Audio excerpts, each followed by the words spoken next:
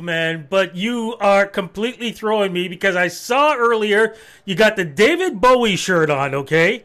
Yep. I went with NWO Wolfpack because we're talking about wrestling, and then you got the Joker behind you. So my thinking is, are we talking about good versus evil? Because it's always been the theme when we're talking about professional wrestling. And when we talk about Wolfpack, even though you're doing this, Wolfpack, good guys, bad guys, but everybody loves them.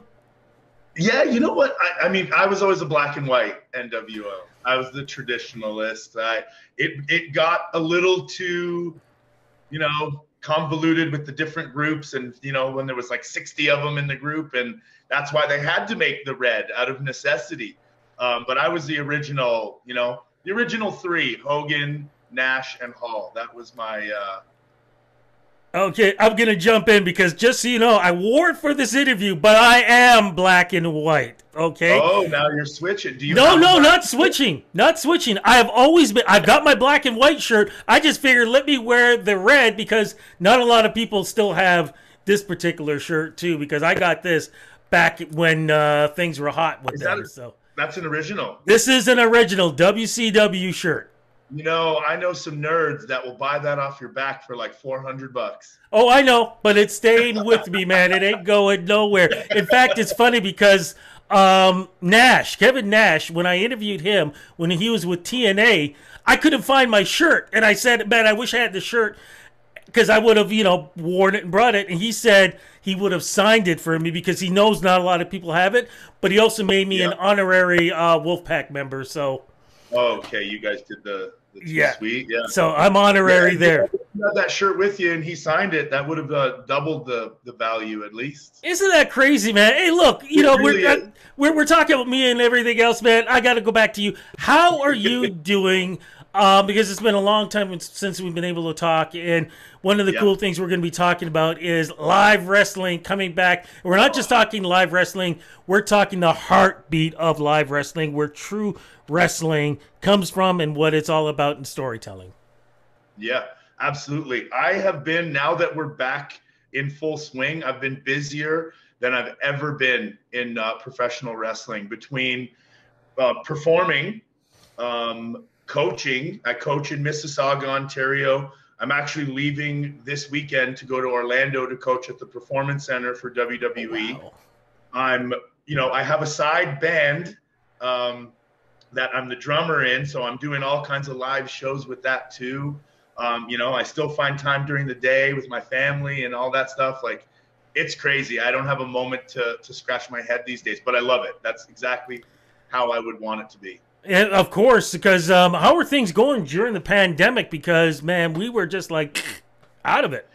It was the complete opposite. I was sitting here bored out of my mind because everything that I've done up to this point before the pandemic was, and it made me realize it during the pandemic, was performing live, working with my band, doing the professional wrestling, even the commercials. I do a little bit of side acting work on this from time to time, and even that completely stopped for a while. So I was literally just at home. I couldn't even go to the gym. I had to do like a piddly little workout in my basement. It was awful. I'm not an overly extroverted person, but when you take that little bit away from me, man, did it kill a huge outlet that I didn't realize how much I needed. What did you think of when Impact, the WWE, and of course AEW, when they were doing the shows, but nobody in the audience? I mean, AEW did have some of the wrestlers that would be on Dark and the other shows come out and stand around to give something. But what did you think of that? It was out of necessity. I can tell you from experience because I was there for AEW when they were doing some of that in Jacksonville, and nobody liked it. It was tough. Yeah. It was better than nothing. But I mean, what are the alternatives? You either shut down wrestling, just like every other entertainment, like movies stopped, television shows stopped, all that stuff just died out. Wrestling doesn't want to stop, right? So they tried just an empty arena, and it's like, man, is that ever quiet? Like, you need to feed off of that audience, more so than I think. It's just like a stand-up comedy. Imagine just stand-up comedy with no audience interaction, nobody laughing. You can't interact. You can't ask them questions. You can't feed off what they're saying and what they're doing. It's the same type of vibe. So it was out of necessity that we're like, okay. I think Impact was the only ones that just went no audience completely, and that was really, really tough to watch. AEW had some of the wrestlers and some people outside, so at least there was, you know, some sort of clapping and cheering. And then WWE got that Thunderdome with the television sets and stuff, which at least filled it up. And I'm not positive. I'm pretty sure they channeled in some noise, so at least people watching at home didn't feel like they were sitting there going, what is this? I've never watched this before in my life. Because to me, pro wrestling's not pro wrestling without a crowd. I felt bad for Drew McIntyre. You know, he finally gets his WWE moment, you know, winning the championship, and it was like, somebody, anybody? Yeah, I can't imagine. He's such a good dude, and he's such a good performer. And to have that, you know, culminate what was supposed to be, you know, in front of 70, 80,000 people, just kind of be in an empty arena, like it's gotta break your heart a little bit. But he's a pro. He bounced back. Yeah, I had a chance to meet him once. The last time we had SummerSlam here, I had a really good interview with him. Such a great guy, much deserved, you know, and you know, a true leader in the business, just like yourself, a true leader in the business. Because you know, people don't, you know, you hear all the stories, you hear about the marks, you read things, you see things on social media and whatever. But do people really understand when we talk about indie wrestling how important it is to the industry? Because I go back to the days, of course, the territories and stuff like that, and something that we, of course, don't have, which I miss tremendously. Without indie wrestling, especially because we don't have those territories, I mean, what would we have when we're talking about the big 3 or 4? Because, you know, you can add in also what goes on in Japan and everything else. Yeah, I mean, what we would have is kind of almost what WWE's been doing for the last couple of years, which is recruiting athletes from outside of pro wrestling with absolutely no. And I've sent some of them there. There was a lady I was just working with for the last few months that got signed to WWE, who I won't mention any names or anything. Canadian? Yes, Good. Canadian. Yeah, definitely Canadian. Amazing girl, super talented, deserves to be there. But when she was contacted, she wasn't even sure who Mick Foley was. Like the differentiation, I see your smile drop. The differentiation between Mick Foley, Mankind, Cactus Jack, Dude Love, all that stuff, no clue. She had no clue that they were all the same person.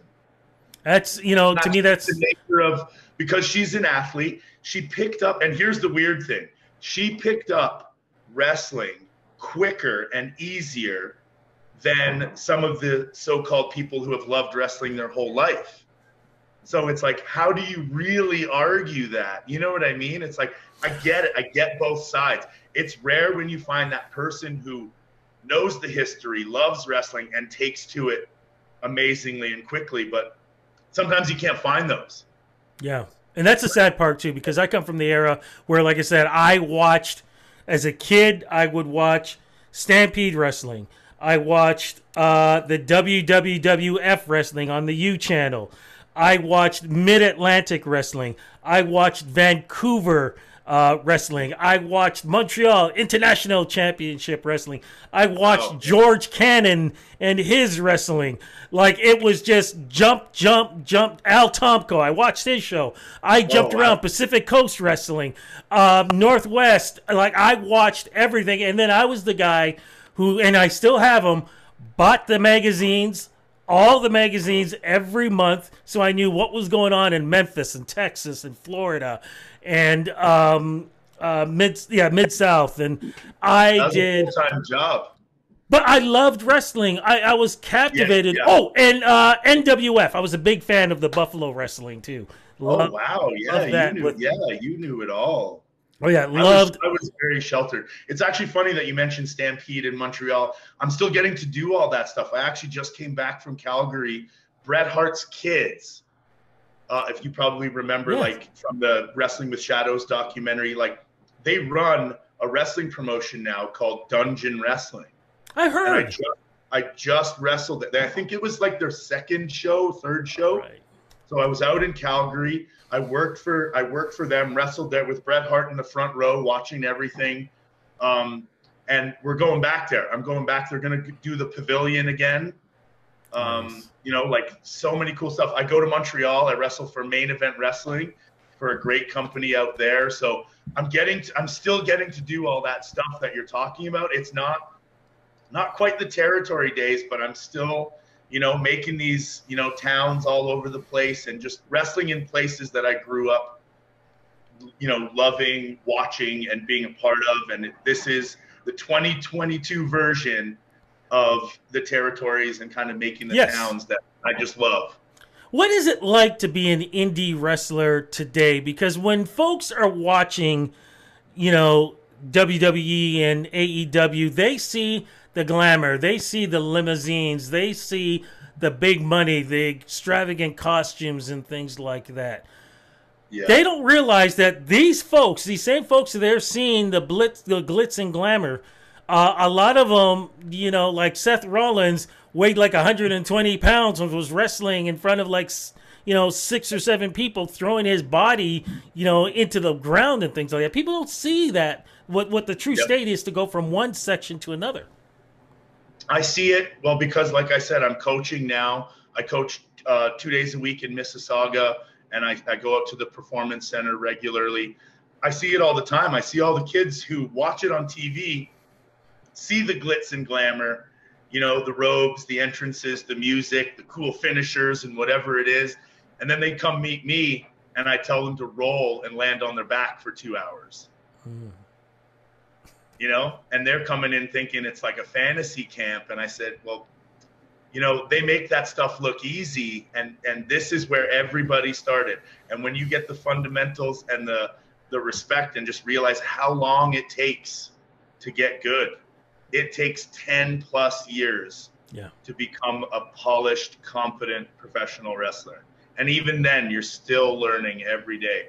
You're learning what to do, what not to do, what to take away, what to put in, what's more important, what to save your body for, how to market yourself, all that stuff. There's so many slices to the pie of professional wrestling, and like the match itself is just a sliver of what you need to be a professional wrestler. It's like anything else. Comedians, actors, you see the cool movie, the finished product of Superman flying through the sky, but you don't see the fan blowing that's making the cape move, and you know, the CGI that goes into it and the green screen, and you just see the finished product and you're like, wow, wouldn't that be cool?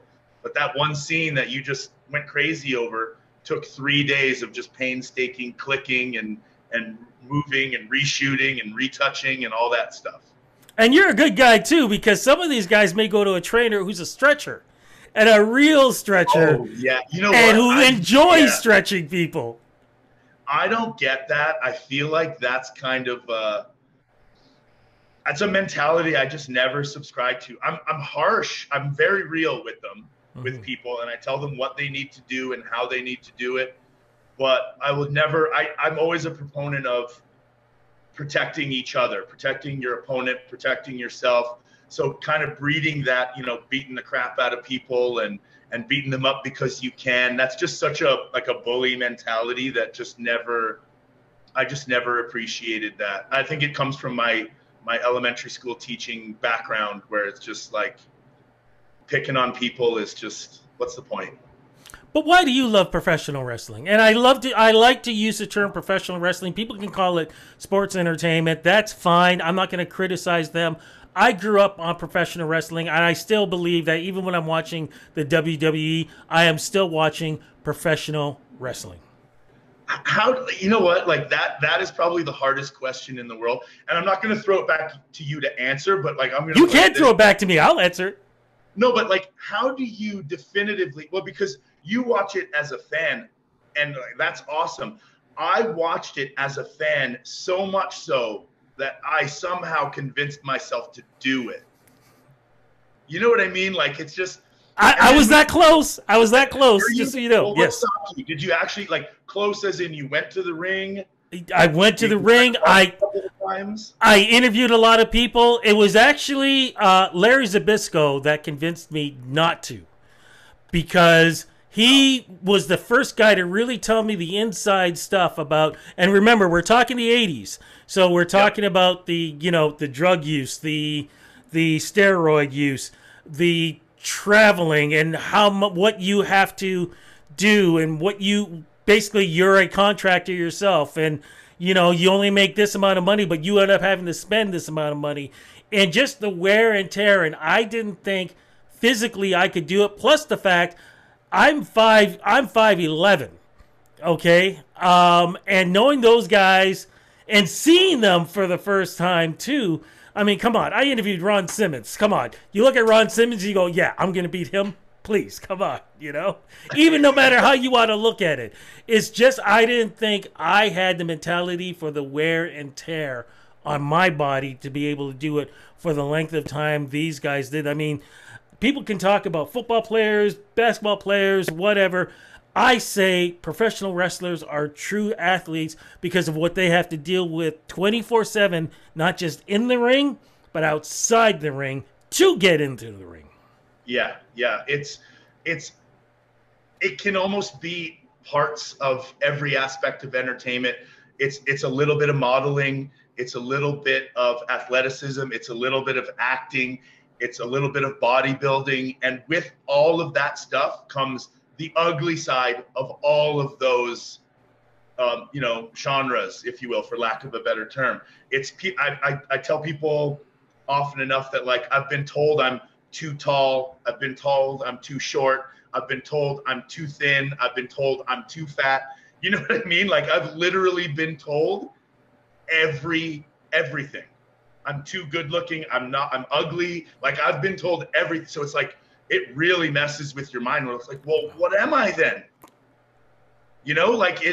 Because it's just like, the models, you're too skinny, or you're not skinny enough, or you're too big. You're not muscular enough. You're too muscular. And it's like, well, what the hell am I supposed to do?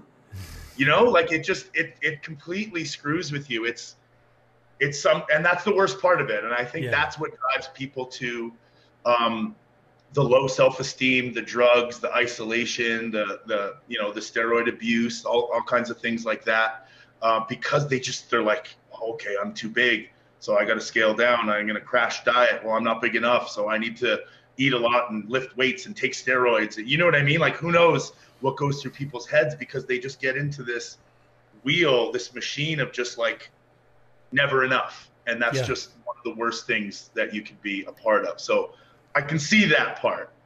I've luckily navigated it enough now that I'm in a great place, comfortable with myself, and can do, know what I can and can't do, and try to help people navigate that stuff that we're talking about. Because, all through my late 20s, early 30s, that was the wheel I was running on, and it was rough. Well, rough mentally as well, more so than physically, I'd say. Well, let's talk about the fact that you give these young wrestlers the platform, because that's one of the big reasons why we're talking. You've got a big show that's coming up, my friend. Yes, sir, I do. August 14th at 4 p.m. I have Only the Toughest. It's my brand and a few other people that are very instrumental partners. It's not mine. We're all partners. And we're putting on at the Don Kolov Arena in Mississauga, 4880 Tompkin Road.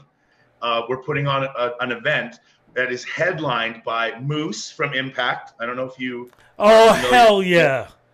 Moose. Yep. He's Moose. Going to be challenging for the OTT Heavyweight Championship, which, if you haven't seen it, it's kind of a throwback to the old Magnum TA North American title. It's 25, almost 30 pounds plus championship belt. It's beautiful if you haven't seen it. And it is held by Harry Smith, the son of the British Bulldog. Both of these guys are 6'5", 6'6", 260, 280 pounds, somewhere in there. and they're going to be colliding for the main event. So it's that old, larger than life. These guys are huge. This is the main event. They're going to go at it. Who's going to win kind of mentality. It's what you and I both loved as kids. Yeah, you got good versus evil right there. Two great athletes. And, you know, it's funny when I think about, what you just mentioned about their height and their weight. Me growing up on John Studd, Ernie Ladd. Ernie Ladd could move, but his knees really started messing up on him. Or, an Andre the Giant kind of thing. When you saw guys at that height, they were a little bit slower. They were a little bit more meticulous and whatever. And then you see these guys that you're talking about with the young Smith and Moose who move around like they're junior heavyweights. Like, to me, that shows the progression of what professional wrestling has become.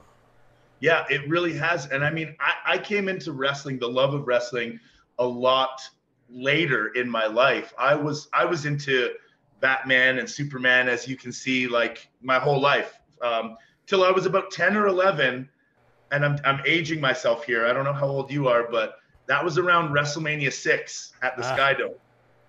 And that's how I found out about wrestling, believe it or not. I always knew about it, but it was in the Toronto Star, it was in the Sun, there was commercials on TV, and I was like, oh wow, this might be cool. And because of my love for superheroes, I fell in love with the Ultimate Warrior initially, because to me, I was like, who is this guy?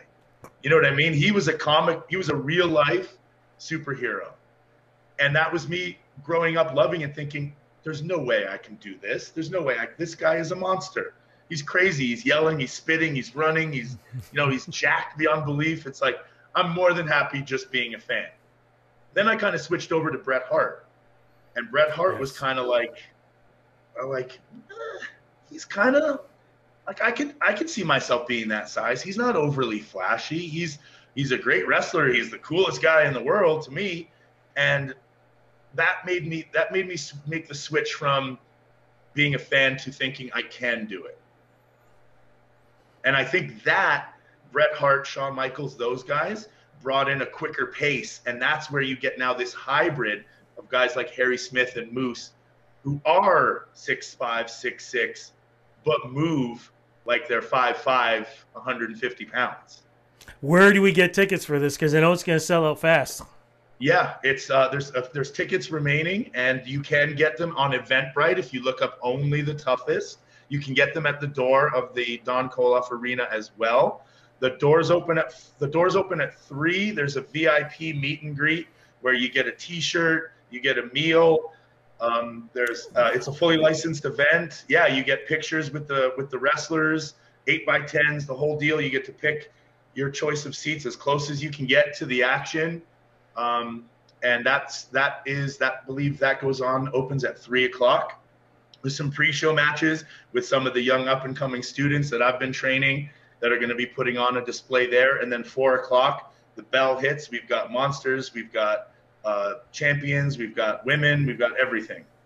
Look, before we wrap this up, because we only have a couple of more minutes, that's what Zoom is telling me. I'm just curious about, what did you think about Ric Flair and his retirement? I equate it to music in a lot of ways. Being a musician myself, I would never tell or want the Rolling Stones to stop making albums and touring and stuff. So who am I to ever tell someone to stop doing what they love? If he wants to do it in the ring until his dying breath, go ahead. I mean, I actually haven't seen the full match yet. I've heard about it. I've talked to some people about it. I heard it was not pretty at times, but I think that's what you can expect from, I know 25-year-olds who can't do it and barely struggle through it. I can imagine a 73-year-old man who's been out of the ring for as long as he has. But and it was a heart pace or whatever it's called, and a pacemaker. Pacemaker, I mean, grown man in charge of his own life. If that's what he wants to do, there was certainly an appetite for it. The building looked very full. Yeah. So, more power to him, I guess. I'd love to be able to sell out an arena at 73. I would too, and I'm so happy for the Crockett family for being able to put this put this all together. One last question too.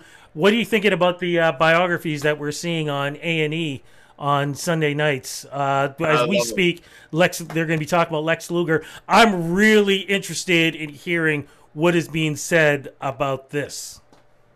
I mean, I'm enjoying them just as much as you are. I love the backstories. I love the kind of coming up, the trials and tribulations, because it makes Lex Luger, when you were a kid, I thought he was just a jerk. Yeah. You know, flexing and just an attitude and arrogant. And then you see the real person behind it and the toll that lifestyle put on him to now, and that it humanizes these characters, and it's great seeing that now. Yeah. I'm glad I didn't see it as a kid. Yeah, we're overexposed to wrestling these days in terms of behind the scenes. I'm glad I didn't see it as a kid, but it's really interesting to watch it now. Yeah, no, I agree with you.